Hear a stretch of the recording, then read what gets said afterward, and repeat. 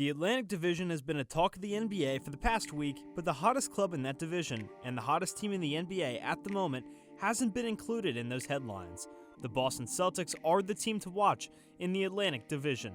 In their 9th consecutive victory, the Boston Celtics defeated the Philadelphia 76ers by a score of 48 points in February, capping off a 9-game winning streak that began in late January.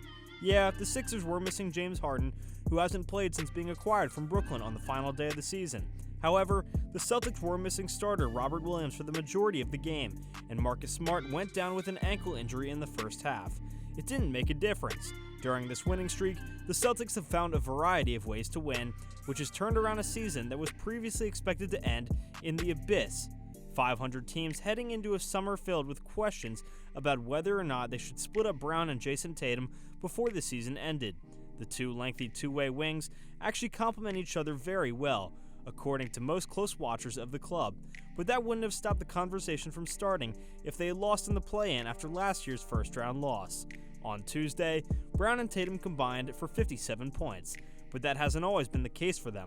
While the streak continued, both star wings have begun to droop to some extent. They've come up with other methods of accomplishing their goals. In the past, they've won comfortably, they've won close games, they've won shootouts, and they have won by playing solid defense. The Celtics, who were a little under the radar in comparison to the seismic move that occurred in their division, had a bit of a vibe reset at the trade deadline. It was possible to upgrade backup centers from Enes Freedom to Daniel Theis without giving up anything that could be considered a core piece.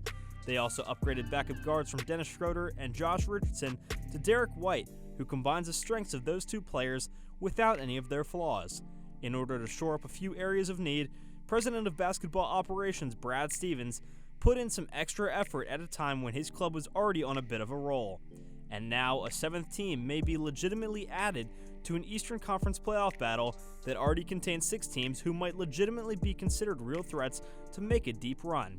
If you go by the letter of the standings, the Celtics might still make it into the play-in game, and who knows which of the other 8 teams will be there if they don't.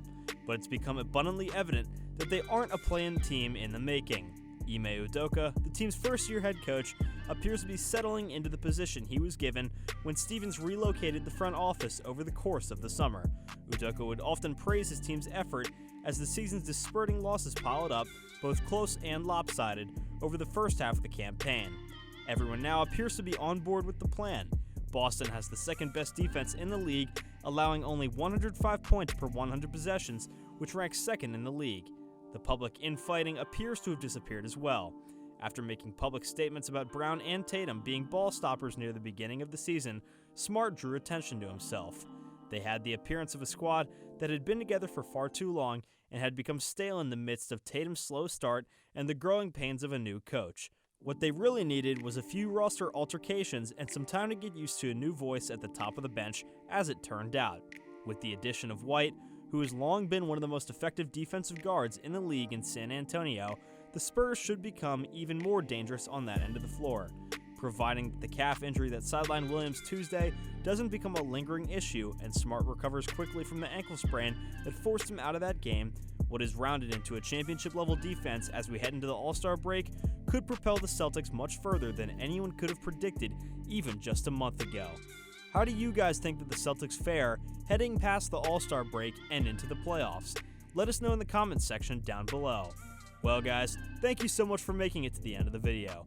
Be sure to smash that like button, subscribe to Swish Position, and hit that notification bell so that you never miss a video. We'll see you guys next time.